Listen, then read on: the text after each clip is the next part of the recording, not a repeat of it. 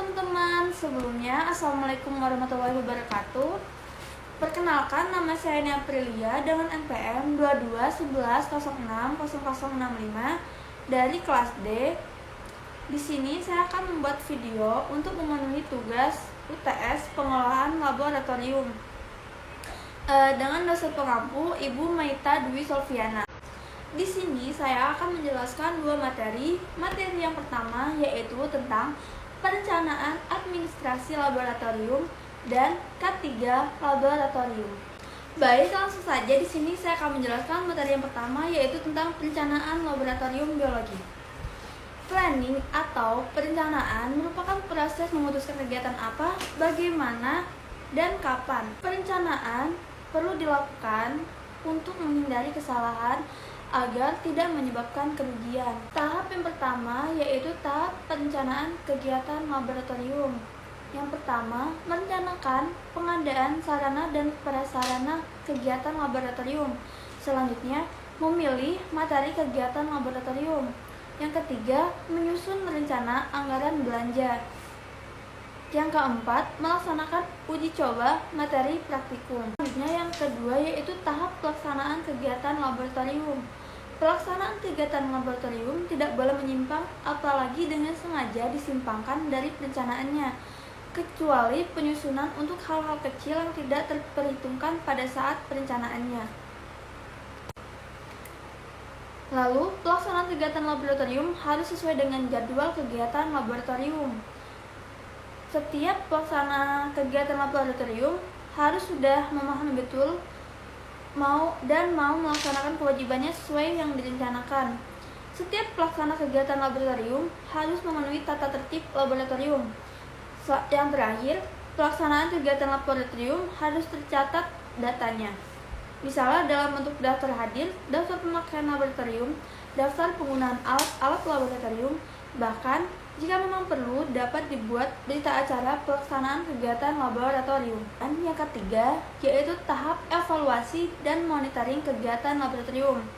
Tahapan ini bertujuan untuk tercapaian tujuan kegiatan laboratorium yang telah direncanakan dan sedang dilaksanakan. Evaluasi dan monitoring kegiatan laboratorium diperlukan untuk mengontrol dan mengendalikan serta memotivasi kegiatan laboratorium yang sedang dilaksanakan dalam semester atau tahun ajaran pembelajaran. Baik, materi yang kedua yaitu tentang K3, keselamatan, keamanan, dan kesehatan kerja. K3 laboratorium adalah suatu hal yang mutlak yang perlu diimplementasikan atau dilakukan di setiap laboratorium. K3 laboratorium adalah semua upaya untuk menjamin keselamatan dan kesehatan pekerja laboratorium dari resiko-resiko yang ada di laboratorium. Adapun hal-hal yang perlu dilakukan untuk K3, yang pertama, peraturan keselamatan kerja. Tujuan peraturan keselamatan kerja dimaksudkan untuk menjamin kesehatan, keselamatan, dan kesejahteraan orang yang bekerja di laboratorium.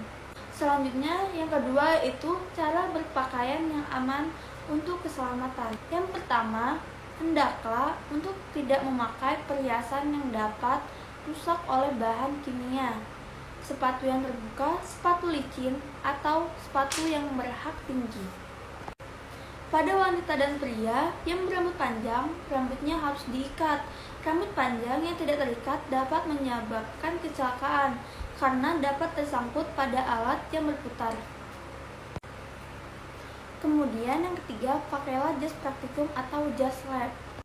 Kemudian yang terakhir, pakailah APD, alat pelindung diri seperti sarung tangan lateks, menggunakan masker, dan memakai kacamata keselamatan kerja dan yang lain-lain. Kemudian yang ketiga, cara bekerja dengan bahan kimia. Adapun hal-hal yang perlu diperhatikan adalah sebagai berikut. Yang pertama, hindari kontak langsung dengan bahan kimia. Yang kedua, hindari menghirup langsung uap bahan kimia. Yang ketiga, dilarang mencicipi atau mencium bahan kimia kecuali ada perintah khusus. Yang keempat, bahan kimia dapat bereaksi langsung dengan kulit dan dapat menimbulkan iritasi. 4. Cara memindahkan bahan kimia. Adapun hal-hal yang perlu diperhatikan, yang pertama, membaca label bahan sekurang-kurangnya 2 kali untuk menghindari kesalahan dalam pengambilan bahan, misalnya antara asam sitrat dan asam nitrat. Yang kedua, pindahkan sesuai jumlah yang diperlukan. Yang ketiga, jangan menggunakan bahan kimia terlalu berlebihan. Yang terakhir, jangan mengembalikan bahan kimia ke tempat botol semula untuk menghindari kontaminasi. Baik, materi yang kelima yaitu cara pembuangan limbah kimia. Limbah kimia umumnya sangat berbahaya bagi lingkungan. Oleh karena itu, perlu penanganan khusus seperti bahan kimia tidak boleh langsung dibuang ke lingkungan. Buanglah pada tempat yang disediakan. Bahan organik, bahan limbah cair, dan limbah padat harus dibedakan tempat penyimpanannya. Buanglah segala limbah bahan kimia setelah selesai pengamatan, dan masih banyak hal yang perlu dilakukan untuk penanganan pembuangan limbah kimia. Dan materi yang terakhir yaitu tentang peralatan dan cara kerja. Bekerja dengan alat-alat kimia juga berpotensi terjadinya kecelakaan kerja, sehingga kita harus berhati-hati pada saat menggunakan peralatan yang ada di laboratorium. Seperti contoh hal kecilnya seperti botol reagen harus dipegang dengan cara pada bagian label pada telapak tangan. Kemudian banyak peralatan laboratorium yang terbuat dari gelas, harus berhati-hati karena kaca bisa pecah.